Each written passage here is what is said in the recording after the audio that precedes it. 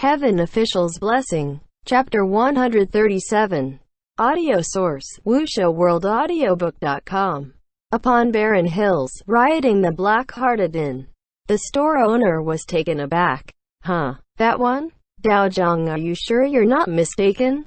Xie Lian confirmed. Yes, that one. Then he just charged up himself to grab for that robe, picked Hua Cheng up and rushed to the back of the store, slipping behind a set of curtains.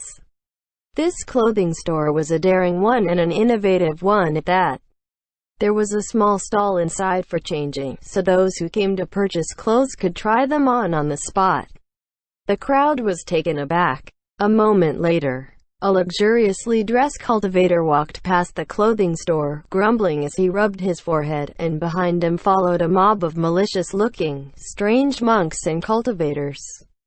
When they saw the clothing store had a large gathering, he barked, displeased. "What are you looking at? Sigh, forget it, let's hurry. I need to go to the toilet again." "Wait, heavens Aishang, there's plenty of people here, why not ask them if they saw? My lady donors, have you all seen a white-clad cultivator with a small child covered in bandages pass by?" The crowd was silent, but there were some who unconsciously glimpsed to the back of the store. The mob grew cautious, and made the hand gesture of go over and see.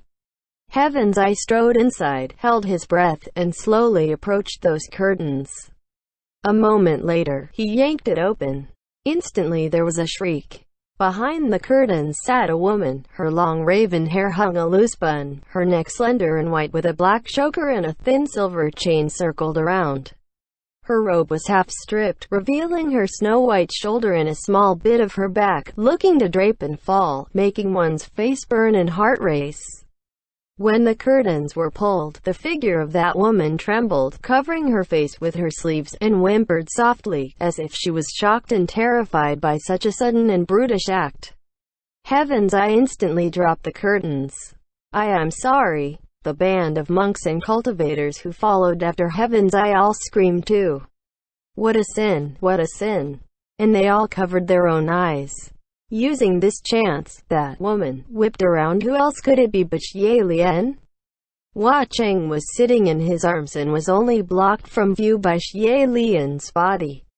Although Xie Lian was a man and his shoulders were wider than the average woman, but he only pulled down half of his robe to expose the best angle, creating the perfect effect. With one armful of Hua Cheng, Xie Lian lifted the skirt with his other hand and dashed past those screaming monks and cultivators with their eyes covered, fleeing away like the wind. The store owner and the ladies were all dumbfounded. And seeing him flee, the store owner had wanted to stop him, but opening and closing his mouth, he looked down at that gold foil that could easily buy 2 sets of clothing and more. He shrugged and stopped caring. Xie Lian dashed madly the entire way with Hua Cheng in his arms, leaving nothing than clouds of dust. The passers-by on the streets only saw the blurry shadows of a woman holding a child fly by, as lithe and ferocious like a jaguar, creating clouds of suffocating dust, and they choked and coughed, their eyes unbelieving. A small goods stall on the side of the road was covered and the owner started cussing. "What's wrong with you?" Xie Lian spared the time to turn his head and shouted loudly. "Everything's wrong. I'm sorry. I'm sorry." Just then, he heard wild hollering from behind him. "Stop right there." He looked back, and it was that mob who had charged out of the clothing store. I really wonder what's on the minds of people who yell, "Stop right there." It's obvious the one they're yelling to won't stop. Instead they would just hold their breath and run faster. Xie Lian thought, and he immediately put his mind on it, dashing away faster. This large fanfare of a crowd running down the streets, dust flew and covered the air, and now the food stall owner couldn't even curse anymore, flipping his own pot from anger. "Why the fuck do I even bother?" After chasing for 4 hours, sure enough the monks and cultivators who were yelling as they ran were finally losing their breaths, their steps slowing. As for Xie Lian, who was experienced in the art of escape, soundlessly persevered to the very end. Once they've lost their tail completely, Xie Lian put Hua Cheng down and stood on the side of the road gasping for breath. Hua Cheng held his shoulders and said in a low voice, "Don't breathe too harshly, you'll hurt yourself." Xie Lian looked up and saw Hua Cheng's small frown, but still with the face of a child, he couldn't help but laugh out loud. Ha ha, he laughed too abruptly. A sharp pain shot up from his ribs, so he held his sides. Seeing that Hua Cheng was looking dismayed, he waved his hand. "It's nothing. Eh? Is that an inn over there?" Sure enough, not far in the distance within the steadfast blues of the evening was an inn peeping with warm yellow glow as if beckoning travelers to go. Xie Lian straightened up and said, "Let's go in and rest." "All right," Hua Cheng said. Xie Lian clutched his hand and the two strolled towards the small building. When they came before the entrance, Xie Lian realized that this inn had 2 levels, much more lavish than it appeared from afar. The doors were closed, and Xie Lian raised his hand, knocking lightly. "Anyone there? We're here to stay the night." Soon enough, someone called from the inside, "Coming, coming." A moment later, the door opened, and several attendants came forward to greet, their faces full of smiles. "Good see." They had wanted to say, "Good sir," but seeing the person before them was wearing women's robes, they changed. "Miss?" Before the word left their lips, Xie Lian emerged fully from the darkness with Hua Cheng in hand. If there's a child, then it wasn't an unmarried lady, so they changed again. Madam, was still half on their lips, and Xie Lian's face was fully illuminated by the light within the inn. Although this person was dressed in women's robes and had a gentle countenance, if they must be honest, no matter how they looked, it was the face of a man. The attendants all became mute, and it was a good moment before they went back to their original greeting. "Good sir, please come inside." Xie Lian smiled as he nodded. The him now was very practiced wearing anything, and there was not a drop of mental or physical discomfort. With Hua Cheng in hand, he crossed the extremely low threshold and sat down at a table in the corner of the lobby. Other than those attendants in the inn, there was no one else. The moment they entered, the attendants immediately closed the door and gathered around, piling smiles on their faces. It was more those smiles that were making Xie Lian uncomfortable. He took the menu card and said, "It's not easy to find an inn in the wild like this, I'm amazed." The attendants responded, "It's not easy to have customers in the wild like this either." For some reason, although they were smiling, those smiles looked like they were painted on, quite fake. Xie Lian didn't move a muscle or change his expression. He flipped the menu card, ordered a few dishes, before the attendants merrily left to bring their orders to the kitchen.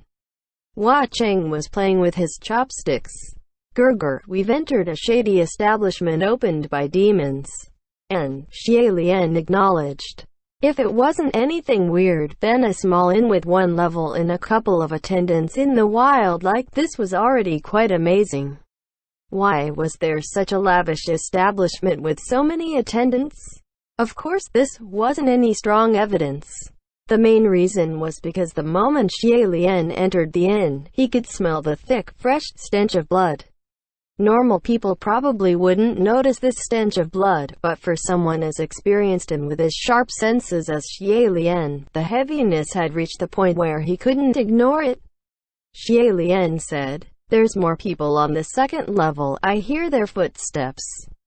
I wonder if they're travelers who are also here staying the night. If they were, then they must be rescued."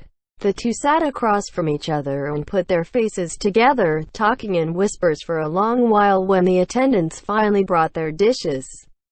"Coming." Xie Lian was about to speak but caught a slight movement from the outside. He immediately rose to his feet.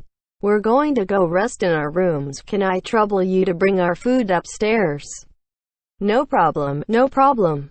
Xie Lian held Hua Cheng's hand and lifted his skirt with his other hand with practiced ease, and they went upstairs. He looked back. "Oh, by the way, if anyone asks about us, please tell them you've never seen us." No problem, no problem." Xie Lian hurried up the stairs. It wasn't long before the brash sound of someone knocking the doors came and a gruff voice called, "Open up, open up." The attendants opened the door with smiles on their faces. The crowd who poured in was Heaven's Eye and that mob of relentless monks and cultivators. Xie Lian and Hua Cheng had already entered their room on the second level by then. As they shut the doors behind them, they could hear people who had just entered the inn yelling, "Toilet, toilet, toilet," and running for the stalls while others demanded, "Boss, do you got water?" Seeing so many people come in all at the same time, the attendants were overjoyed. There is, please wait, it's coming." "Sigh, I'm so stuffed," Heaven's Eye complained. "Unbelievable. That whatchamacallit, incorruptible chastity pellets really is some tenacious poison. I've only drunken some 20 cups. How long will it take before I reach 81? Xie Lian hadn't imagined that those monks and cultivators were actually so honest.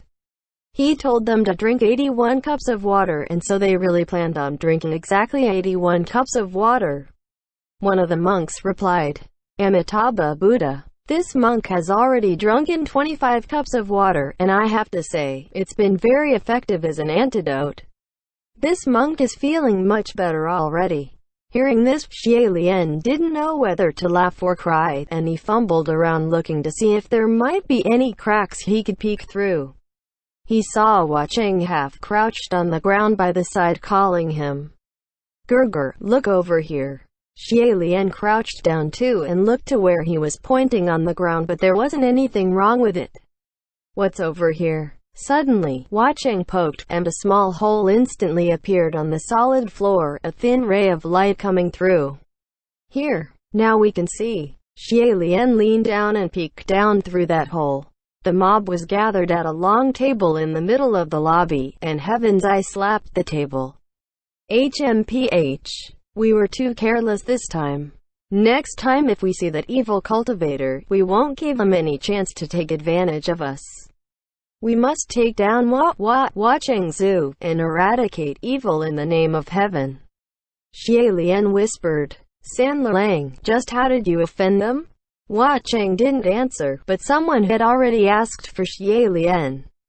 "That's right, I never asked, but how come you're all here to catch that ghost king? What's the story?" Thus the mob began a meeting to exchange condemnation. "Just talking about it brings anger to my heart. 20 years ago, there was a village where a pig monster went mad and overthrew the master's house. The house collapsed, the whole family's dead. That pig fled to the ghost city. I'd only just entered the trade at the time, so I went after it, but was beaten to a pulp by a bunch of ghosts and had no choice but to escape. What humiliation." He also sent a lackey to tell me that there was no reason why you can eat a whole family of pigs, but a pig can't slaughter a whole family in revenge. If the pig didn't seek revenge, then it's your lucky day. If it did, then you deserved it. Now tell me, what is that rotten logic? What a coincidence. Our sect experienced something similar, but it was over a rooster spirit. Our story's simple. Because the god we worshipped in our sect was one of the ones he listed for that challenge, so no matter how many temples we built, he'd burn them down. What an outrage. Absolutely unreasonable. Me too, me too. You all know of my Shishang, right?